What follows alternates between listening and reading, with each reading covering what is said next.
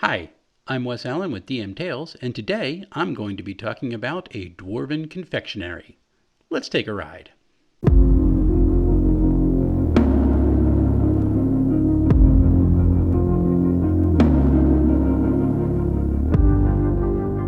Now, for my Hallmark adventure, I knew I needed to have a place for people to gather that, like in most Hallmark movies, would have a ridiculous name or be overly quaint.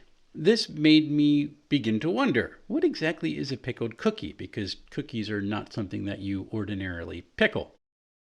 And as close as I could figure out, the pickled cookie ended up being a dwarven confectionery. It was a dwarven delicacy, at least according to the owner of the inn.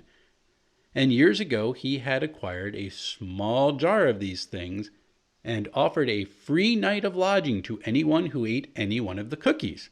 That just seemed like a fun thing to me. It was really just meant to be a one-off joke, and of course, I mentioned that in all the years that he's owned the tavern, no one has ever eaten one of the pickled cookies. The jar is still sealed. Now, I ran this adventure with two different parties. In the first party, they looked at the joke and went, ha ha ha, that was kind of funny, and they just ignored it. The second party, the Monday Murder Hobos, have a rogue in it who is a rather experienced player, and when he heard that the jar of cookies had never once been opened in all the years that the tavern owner has owned the pickled cookie, he went, oh, well, you know what's got to happen then, don't you? And that began about 45 minutes doing role play based on a fictional dwarvish confectionery. It was rather interesting. The owner of the tavern was so excited he ran and got his jar of pickled cookies, and he's coming, bringing it over to the party, to the table, trying to get the seal open, blowing the dust off as he does it because this thing has not been touched for years. And he fishes out one of the pickled cookies, and the rogue who is sitting at the table next to the dwarvish paladin says, hey, you know what? My friend here is a dwarf, and he was telling me how much he misses home, so I think we need 2 pickled cookies, and he's going to have one alongside of me. The paladin was not amused. So the rogue decides he's going to have this nice little pickled cookie, and they're going to eat it together on 3. Except for the fact that the rogue had no intention of actually eating the cookie. He goes, I'm going to try to sleight of hand this and slide it in my pocket and make it seem like I've actually eaten the cookie. And so that's what he does, and rolls very well. I think to the point of he gets the cookie down his sleeve as he's putting it in his mouth, but he's actually got crumbs like around his lips. So it looks like he has eaten this cookie and goes, just delicious. Which leaves now the dwarvish paladin, he's kind of stuck. He eats the cookie or he loses face. Paladin decides, well, I'm rolling for perception because I want to see if this guy's actually eaten this cookie, and rolls terribly. And I'm like, oh yeah, he's eaten the cookie. So the paladin goes, okay, takes the cookie and he eats it. I had not planned for this at all. This was not supposed to happen when we started the session up that evening. And so suddenly I'm forced to deal with what are the mechanics of a pickled cookie. This is not a normal confectionery. I mean, the name should have given it away. And so I determined that if you eat the dwarvish cookie, you have to make a Constitution saving throw. I think I set it at a DC 12. I have to go back and look at my notes. And if you failed the Constitution saving throw, you took 1 point of necrotic damage. Why necrotic? I have absolutely no clue. It's just the first type of damage that popped into my head. Also, pickled cookies kind of look like decayed flesh. So he ate it, made his save, felt a little sick, and off they went. However, the rogue still has the pickled cookie he pocketed in his equipment inventory. So now I've got to figure out, is there a use for a pickled cookie? And I thought, well, maybe yes.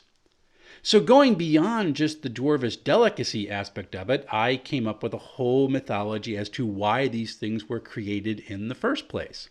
I already had known that the dwarves in the mountains had been enslaved by the empire that had fallen a couple hundred years earlier for many, many centuries. And during that time, the dwarves were forced to mine the wealth of the mountains and take it to serve the empire. The dwarves were given quotas, and often they were rather high. It was meant to keep the dwarves kind of feeling like they were constantly under boot. And so the dwarves had come up with this concept of the pickled cookie, was not just a dwarvish confectionery, it was almost a mystical item. Not quite magic, not quite divine, somewhere in between. And dwarves would seek out these cookies when they were under a particularly heavy load, and they would eat them. Now, if you fail the Constitution saving throw, you lose a point of necrotic damage, and you're feeling kind of queasy for the day, so you have to work a little bit harder. So there's a risk here. If you make the saving throw, however, I created a nice little roll table that had all sorts of interesting effects, most of which were beneficial. Increased strength, increased dexterity, increased hit points, all sorts of cool things that would be good for working in a mine. And so this is why the dwarves used to seek these things out. However, in the years since the empire fell and the dwarves took control of their own mountains and their own destinies, the need for the pickled cookie has kind of fallen by the wayside. There aren't oppressive quotas anymore. They're mining their own materials for their own uses. And so really, only old-time dwarves even know about the pickled cookies, much less how to make them. The rogue still's got one in his pocket. He has yet to eat it, although he has been tempted. And if he does so, and if he passes the Constitution saving throw, I get to use that roll table to find out what becomes of him. And that should be rather interesting. So we went from a one-off joke that was just supposed to be, ha ha, funny, this is Hallmark, to having an actual mechanic, adding to the lore of the entire land, and creating some funny misadventures to boot. These are the types of things that make role-playing a whole heck of a lot of fun. Now, I think next week what I'm going to do is take a little bit of a break from telling stories and do a review of an OSR game that I picked up while I was on break after Easter. Has my imagination tweaked a little bit, and I find it kind of interesting.